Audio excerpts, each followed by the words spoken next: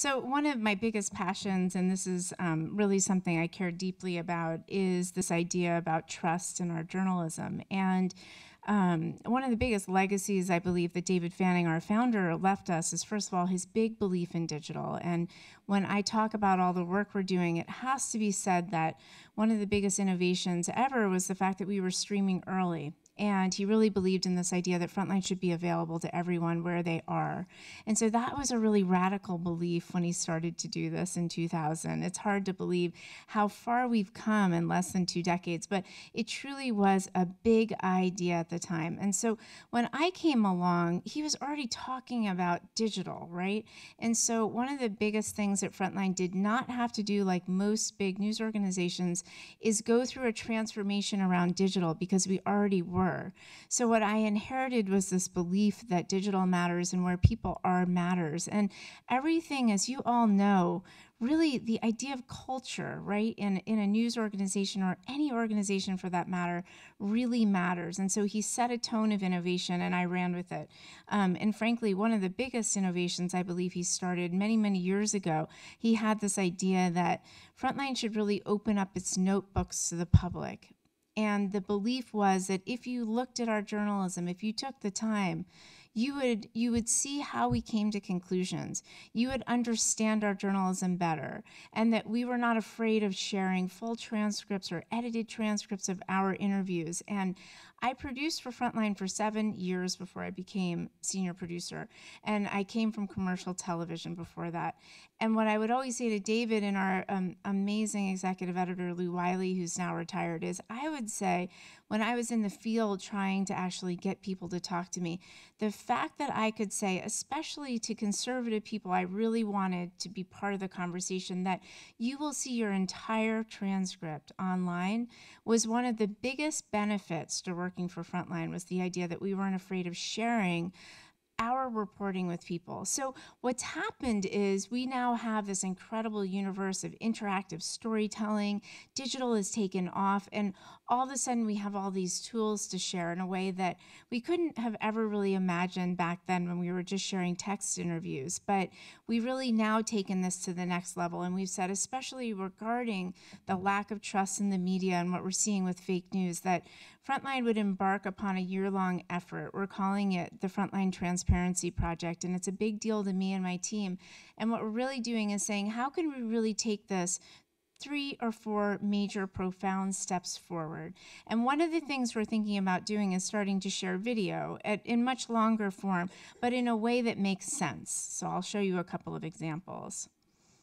First of all, our actual text interviews, as I said, they're available. But what we're now thinking about doing, and we've done it in a couple of cases, is actually making sure that the video is available too. So any of you who have been involved in storytelling or digital storytelling or video know that a lot of manipulation can happen in the edit room. So again, what we want to do is we want to take our audience inside our process so that they trust it. They do trust us, right? We're so trusted, but we really want to reach across the divide to many people who may not, and say, just come in here, take a look, tell us what you think. This is one step forward. The other really big step forward, and this is something I'm so excited about, we did it on the big Trump Road to the White House film, is that we're taking our actual transcript of the films, and what we're doing is we're taking moments in those films where we have really sensitively sourced material, and we're telling you how we found this material, so you can click on those moments if you're curious enough. If you wonder, why is Frontline saying X? You can go into the actual transcript and you can see why and what our sources are. So imagine if you had a newspaper article and you're wondering, how did they come up with that?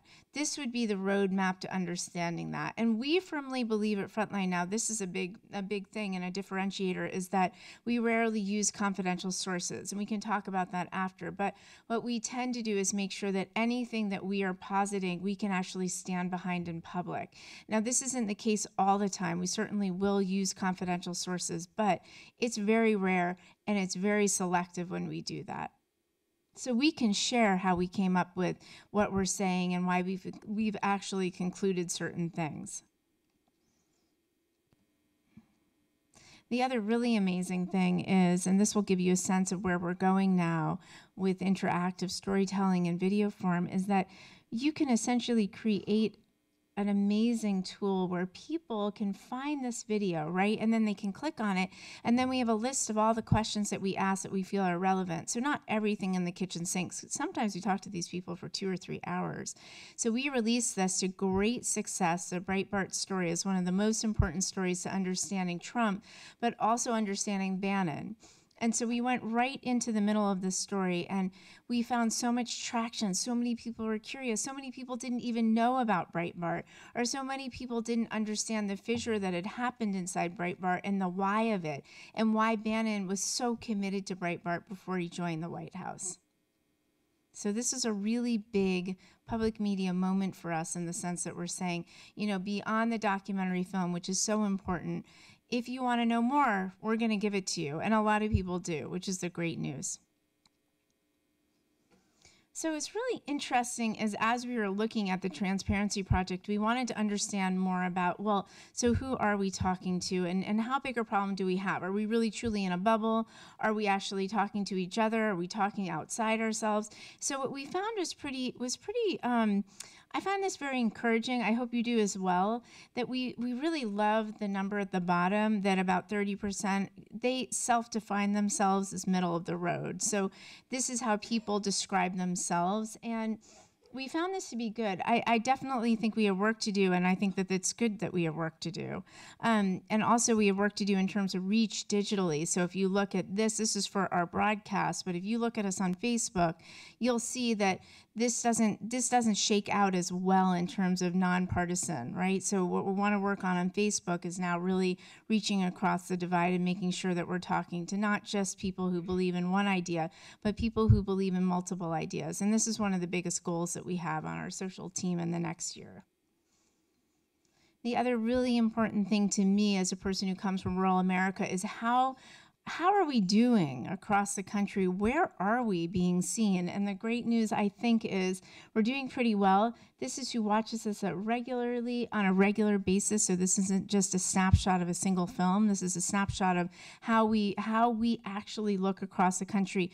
And I think we're doing pretty well. Of course, we could do a lot better in the Southwest and other areas, East Central too.